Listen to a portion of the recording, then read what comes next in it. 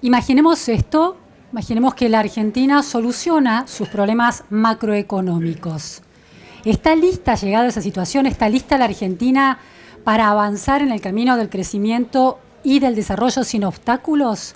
¿O el nivel educativo de la población, de los trabajadores del futuro, es decir, los chicos que hoy están en la primaria y en la secundaria, puede convertirse en el cuello de botella de esas posibilidades de progreso?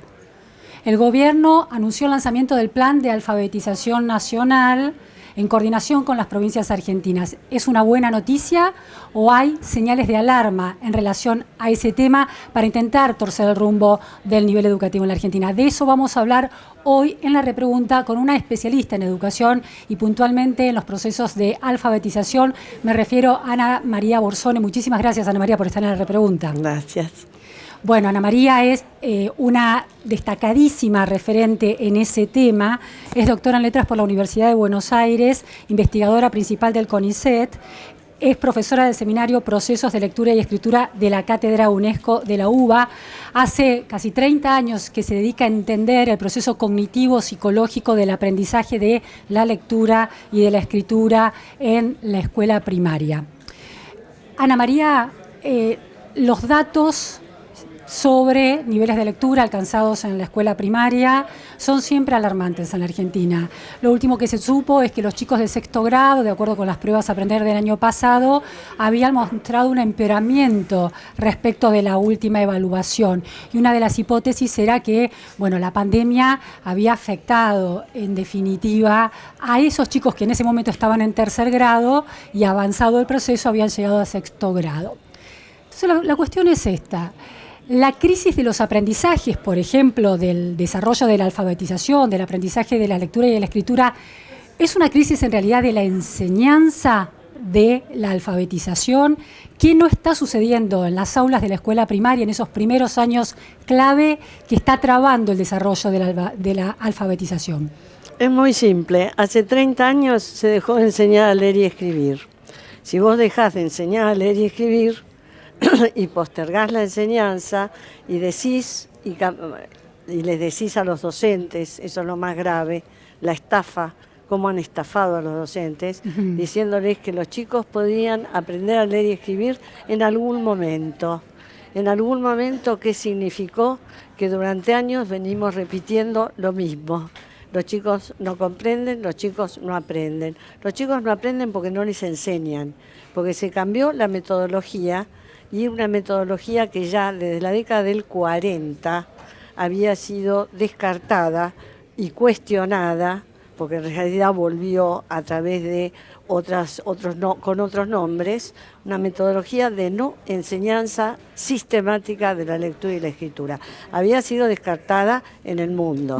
En la Argentina se impuso a fin de la década del 80, se consolida en la década del 90, y empezamos a tener el fracaso escolar que tenemos, que no es un fracaso de los chicos, es un fracaso de la enseñanza. Tiene que quedar muy claro esto, porque los padres están muy angustiados, y eso es un tema también que tenemos que tratar, cómo la sociedad ha reaccionado después de años y años de que las evaluaciones nos dijeran que los chicos no aprenden.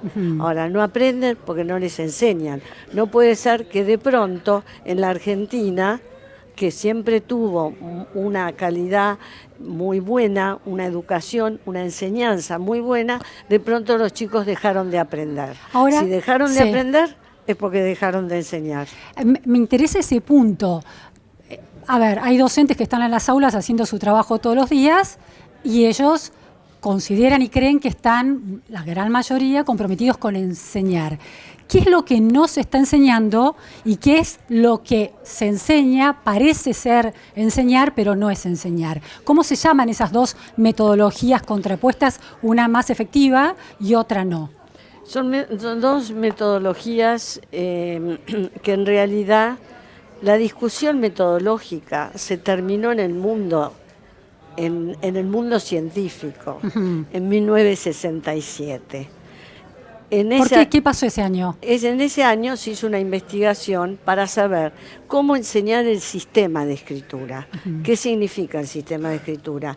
Que los chicos aprendan, vamos a hablar bien claro, aprendan a leer y escribir palabras. Y a partir de ese aprendizaje, que aprendan también a escribir textos y a comprender, leer y comprender textos. Entonces hizo una investigación, había una metodología que enseñaba en forma sistemática el sistema de escritura, que enseñaba las correspondencias sonido-letra y enseñaba a decodificar, enseñaba a escribir palabras, mucha práctica, práctica de la mano, práctica del trazado, de la mano de la escritura, de la mano de la escritura, práctica del trazado y simultáneamente todo un trabajo con los textos. Sí, la conciencia fonológica sumando la lectura de textos más complejos. En realidad en 1967 todavía la conciencia fonológica no se conocía. En realidad lo que se enseñaba era la correspondencia, era el método fónico versus un método global. El método fónico enseñaba en forma sistemática la correspondencia letra-sonido. El método global esperaba que el chico aprendiera de memoria las palabras. Pero no, ¿qué pasa? Nuestro sistema es alfabético, no es chino nuestro sistema, no es ideográfico como el chino, sino que las letras representan los sonidos. Entonces hay que enseñar esas correspondencias. Así que una letra escrita tiene un valor de sonido. Es decir, nosotros tenemos las palabras habladas y sobre esas palabras habladas proyectamos la escritura y las relaciones. En el método fónico se enseñaba en forma sistemática esas correspondencias y en el método global no se enseñaba. En 1967 se publica un trabajo de investigación hecho durante varios años en muchas escuelas de Estados Unidos y muchas escuelas de Inglaterra para ver cuál era el impacto de cada una de estas metodologías. Y lo que se observó es que el método global retrasaba el aprendizaje e inclusive se hicieron investigaciones que mostraron que ese retraso se observaba también en secundaria. Es decir, se arrastraba. Se generaba una bola de nieve, lo que llamamos el efecto Mateo. Cuanto menos se les enseña, menos aprenden y menos aprenden. Y cada vez aprenden menos. Son los cimientos, la alfabetización, leer y escribir es un cimiento cognitivo básico. Es la base, es la base. ¿Cómo vas a aprender otras disciplinas? Porque además al aprender a leer y escribir, aprendés vocabulario, aprendés lenguaje y aprendés contenidos. Y aprendés a pensar, ¿no? Y aprendés a pensar. A organizar el pensamiento. A razonar. Y después haceme acordar del tema razonamiento, porque quiero contar la primera experiencia que hice de alfabetización. Pero termino con esta idea. Y entonces se observó que una metodología producía retrasos en el aprendizaje que no era efectiva, que era la metodología global, y se dejó de lado. ¿Por qué esa metodología vuelve con tanta intensidad a la Argentina y se instala dando batalla y casi desplazando a la otra aproximación? Da batalla porque se instala, después de la dictadura, se instala con un relato ideológico, con un planteo ideológico. Enseñar a los niños, y además desde una teoría que dice que enseñar a los niños es impedir que los niños descubran por sí mismos. La rueda ya está descubierta, el fuego se descubrió, la escritura se descubrió, la humanidad evoluciona a partir de que las nuevas generaciones reciben los conocimientos que han desarrollado las generaciones anteriores. Si no, la humanidad no evoluciona. Ahora, Ana María, quienes sostienen esta metodología global, psicogenética, argumentan que se inscribe dentro de las conceptualizaciones de Piaget, el constructivismo, la idea de que en un entorno social enriquecido verbalmente, con textos escritos y la oralidad, los alumnos pueden producir ese descubrimiento. ¿Qué razonabilidad tiene la apoyatura en Piaget para el proceso de alfabetización? Bueno, vemos los resultados, miremos los resultados. Esa es la concepción que se instala a fines de la década del 80 y que produce este gran desastre. ¿Por qué? Porque se toma una idea que es circular.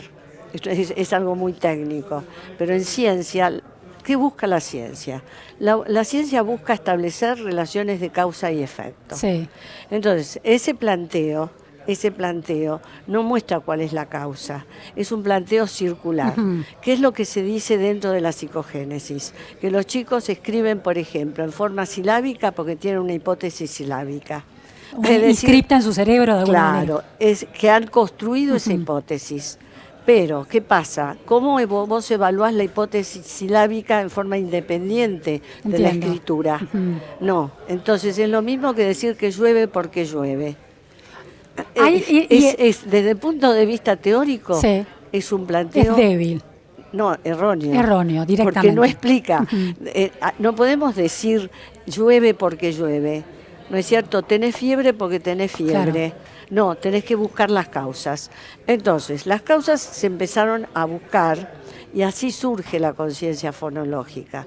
La conciencia fonológica surge, además es un descubrimiento que hace un investigador soviético, el Konin, hace muchos años, en la década del 50, y que muestra que jugando con los sonidos y después introduciendo las letras, los chicos aprenden las correspondencias. El Konin era un experto en juego y quiere mejorar el método fónico y lo mejora en el sentido de que sea un método más animado a través de la conciencia fonológica, que no es un método, es parte de una metodología mucho más amplia. Entonces, es una pieza de esa metodología. Una pieza de un armado mucho más complejo.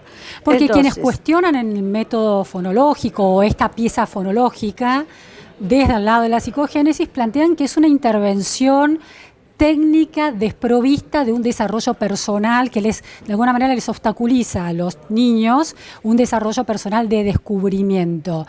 En el señalamiento que vos hacés es que ese argumento es completamente ideológico y acientífico. No tiene validez científica, ninguna.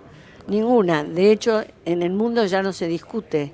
En el mundo se terminó la discusión. Entonces, yo siempre digo lo mismo.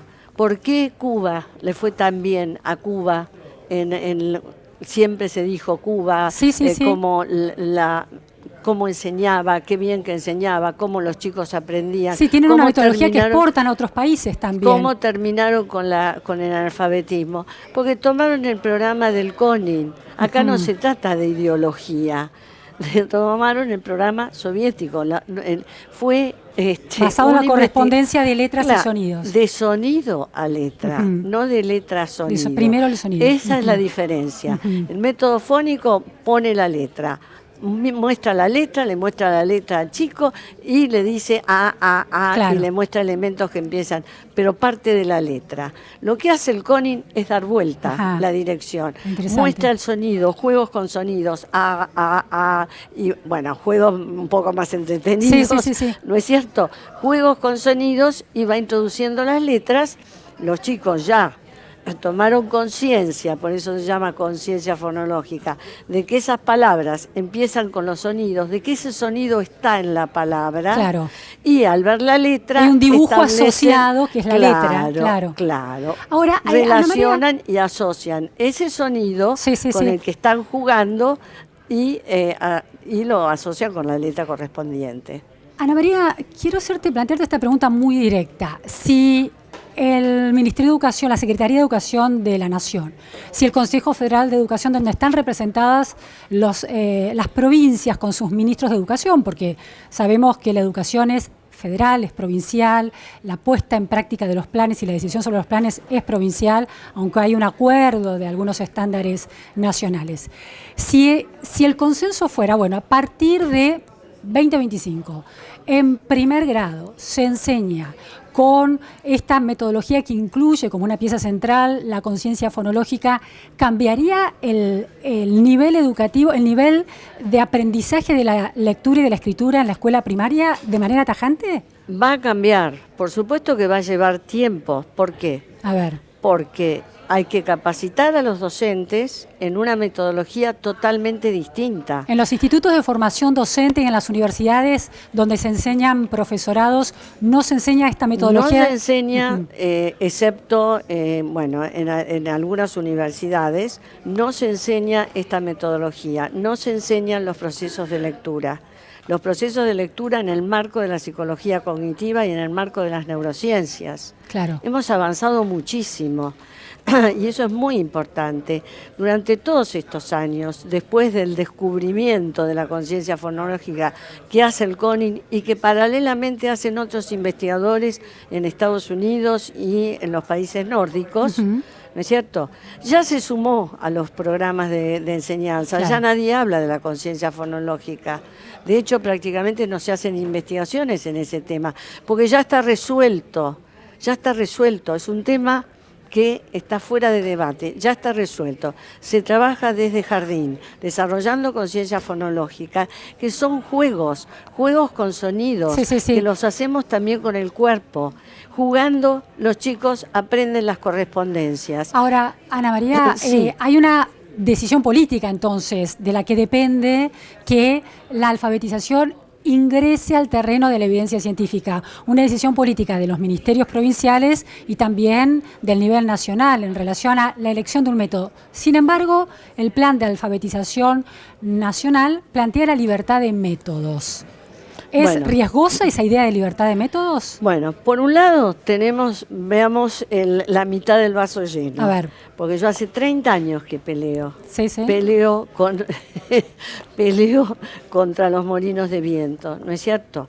Por un lado, ya desde el 2016 se cambió la metodología de enseñanza en Mendoza, que quiero aclarar. La propuesta que nosotros hemos elaborado, nuestro programa Queremos Aprender, nuestro programa es un programa de desarrollo integral para la alfabetización temprana.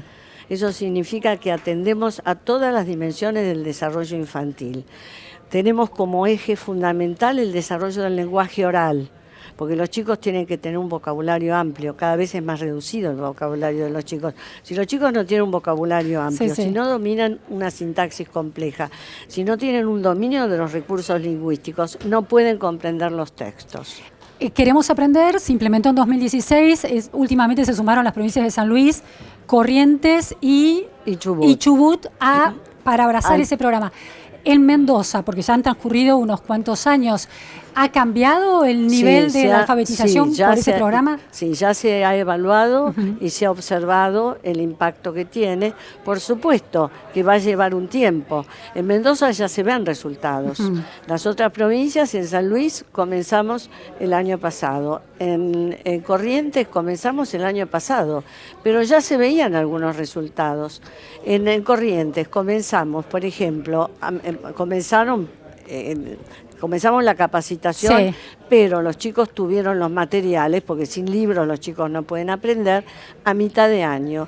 Y sin embargo, se hizo una evaluación a fin de año y ya los chicos escribían textos breves. Claro. Es decir, lo que nosotros hemos observado y se ha observado en el mundo con respecto a la enseñanza de la lectura y la escritura en español es que en pocos meses, con una enseñanza sistemática, progresiva y adecuada, enseñando, no esperando que el chico descubra e invente de nuevo el alfabeto, En español es fácil aprender a leer y escribir. Hay razones ortográficas y razones fonéticas, yo soy fonetista, para que el español tenga esa ventaja. No hay ningún motivo para que todos los chicos no puedan aprender a leer y escribir en primer grado. Ahora, Ana María, entonces la idea de libertad de métodos es un punto crítico del plan de alfabetización, cuestionable, porque hay evidencia que indica que hay una metodología muy efectiva y la otra no. Bueno, pero las provincias son independientes, tienen autonomía. Por eso la política o la estructura política del país está condicionando la adopción de una metodología efectiva. No, vamos a pensarlo de otra manera. A ver. Después de 30 años es muy difícil el cambio y va a ser muy difícil ver resultados a corto plazo. Si vos te dedicas 30 años con una masa a destruir tu casa, vas a tener mucho trabajo en reconstruirla. El dominio de esa aproximación fonológica por parte de los docentes va a llevar tiempo. Va a llevar tiempo. Tenemos que pensar que la casa está destruida y que hay que reconstruirla. Bien. Esa es la mala noticia.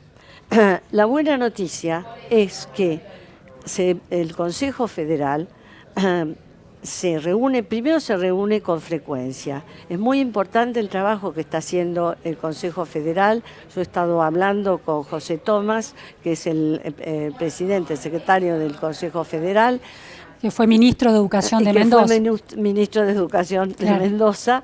Y se está movilizando mucho, se están reuniendo mucho los ministros de Educación, están confrontando, comparando, intercambiando experiencias. Es decir, la mitad del vaso lleno, la mitad del vaso es que primero, después de la pandemia, hubo un movimiento muy importante de la sociedad. Padres organizados, argentinos por la educación, hay un movimiento muy importante. La sociedad está reclamando que a sus hijos les enseñen a leer y a escribir.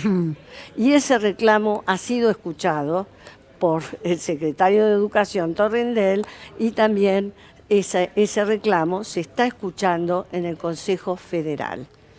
Esa es una buena noticia. Ahora, el otro tema que plantea el Plan de Alfabetización Nacional, decidido en el Consejo Federal, es el plazo para la alfabetización de 3 años. En tercer grado, los alumnos de primaria deberían mostrar que han desarrollado o han aprendido a leer y a escribir. Claro, pero ¿Es tarde tercer grado? No, el tema es el siguiente. Lo que se va a pedir a las provincias es que evalúen a fin de primer grado. Las provincias van a evaluar a fin de primer grado para ver la efectividad de la metodología que están utilizando. ¿No deberían evaluar a mitad de primer grado? Porque para mí sí. Si es tan efectivo el método y vos planteás que en unos meses los alumnos de primaria aprenden. ¿Pero por qué? ¿Por qué? Y esto tiene que ver con en relación con la repitencia, ¿no es cierto? ¿Qué se hace en el mundo para evitar la repitencia? A mitad de primer grado, pero con metodologías como la que nosotros hemos elaborado, que no inventamos nada. Hemos tomado los resultados de años de investigación para enseñar cómo expresarse, cómo relatar, cómo hablar. ¿No es cierto? Cómo relatar, cómo describir, cómo utilizar el lenguaje y cómo aprender vocabulario. ¿No es cierto? Entonces, y además estamos trabajando comprensión de textos desde jardín, producción oral y escrita de textos desde jardín. Entonces, ¿qué es lo que sucede? ¿Qué es lo que se hace para evitar la repitencia? Se empieza a trabajar desde jardín. A mitad de primer grado se hace una evaluación para ver cómo han avanzado los chicos. Se supone que si la intervención es intensiva y sistemática, solo vas a tener, esto es lo que muestran las investigaciones, un 15% de chicos con un poco de desfasaje. Entonces, con esos chicos vas a trabajar más intensamente para que lleguen, o un 10%, para que lleguen a fin de año y solo tengas un 4% de chicos que no han alcanzado el mismo nivel. Pero a ver, esa repitencia, no estás hablando de la repitencia de primer grado, sino a lo largo del recorrido, porque la hipótesis es que si no aprenden a leer y a escribir bien en ese primer año fundacional de la escuela primaria o en ese segundo año, eso es una bola de nieve, que va a producir repitencia futura. Claro, pero además, si no, para no repetir primer grado, también hay que intervenir para que todos los chicos salgan de primer grado con un buen nivel de desempeño. Es decir, yo te mandé muestras de escritura. Las vi. Las viste. Sí, textos muy coherentes, con una manuscrita también muy linda. ¿Es manuscrita o imprenta? Porque ese es un tema también. Es cursiva. Digo cursiva o imprenta. Sí. Vos viste cómo nuestros chicos, a fin de primer grado, escriben textos con muy buena letra, muy legible, y textos coherentes, textos completos, con pocas faltas de ortografía, porque todo eso lo enseñamos. Y también leen y comprenden textos. ¿Por qué la cursiva y no la imprenta? Porque la cursiva hemos estado haciendo investigación sobre el tipo de letra, y las investigaciones hechas, sobre todo en el campo de las neurociencias, nos muestran que la cursiva, bueno, por un lado, cuando se compara el aprendizaje de los chicos, enseñándoles, en ningún lado se enseña imprenta mayúscula, nada. La imprenta mayúscula, nada, solo acá por razones ignotas para mí. Entonces, por un lado, se compara el aprendizaje en imprenta minúscula y en cursiva. ¿Y qué es lo que se observa? Con la misma cantidad de práctica, con la misma intensidad de práctica, ¿qué es lo que se observa? Que los chicos que aprenden en cursiva escriben mejores textos, escriben más rápidamente, y además, como la cursiva forma patrones motores de toda la palabra, es mejor la ortografía. Esa especie de secuencia que se va produciendo, claro. Es mejor la ortografía. ¿Y qué es lo que se observa también? ¿Qué es lo que a vos te llamó la atención?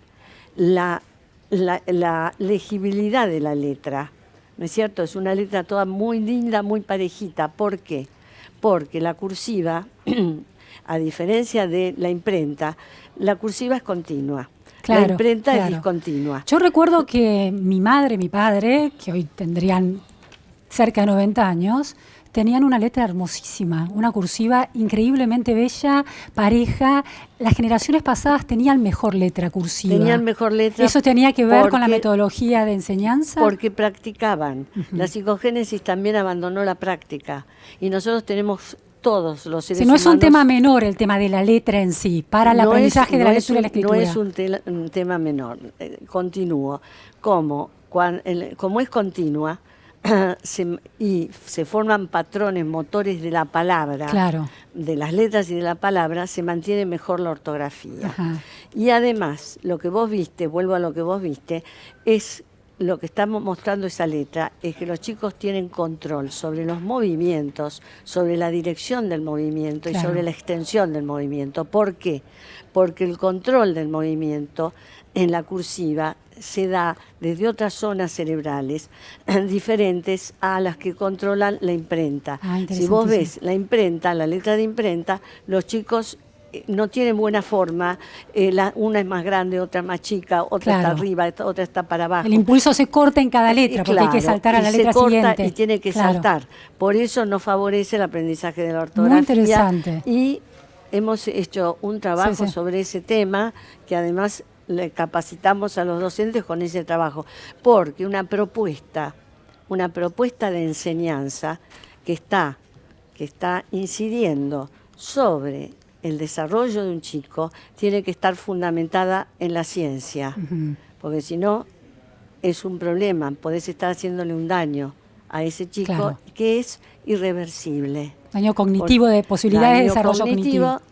Daño cognitivo, y si no domina la escritura, va a tener un problema para su desarrollo en todo sentido.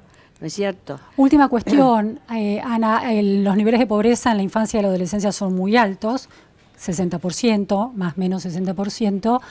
¿cuán efectiva es esta aproximación que vos planteás para el aprendizaje de la lectura y la escritura en el caso de niños que vienen con muy bajo capital cultural de sus casas, estresados y sin las posibilidades que tienen los chicos la de primera otros sectores? experiencia que hice fue en la década, a fines de la década del 80, elaboré un programa que está tomado de lo que en ese momento, cómo se enseñaba en ese momento, que se llamaba Experiencias con el Lenguaje, y que tenía muchos de los elementos que tienen nuestro programa hoy y que tienen los programas en el mundo.